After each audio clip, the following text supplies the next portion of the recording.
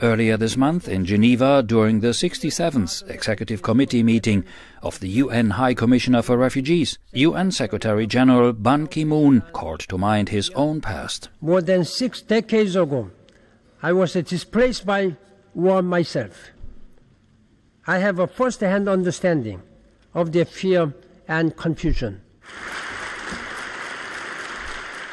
65.3 million people worldwide are forcibly displaced, the highest levels of displacement ever recorded.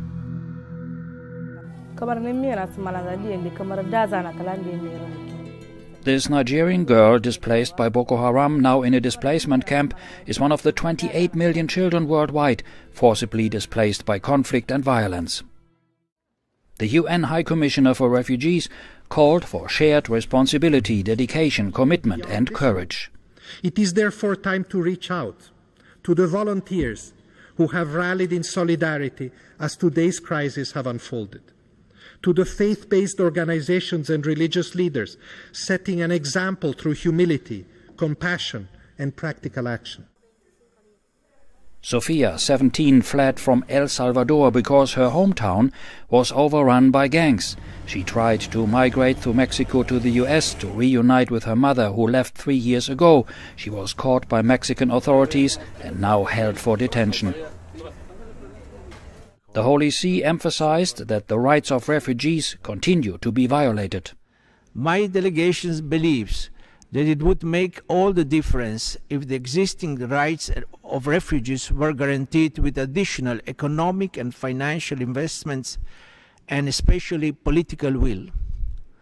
Then refugees would become agents of development, even in their host country, and not just recipients of aid or merely tolerated guests.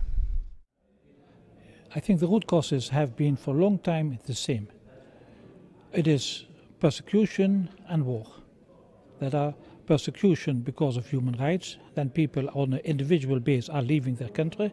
Of course, we have war-like situations, whether it is civil war or armed groups within a country, and then people are also moving.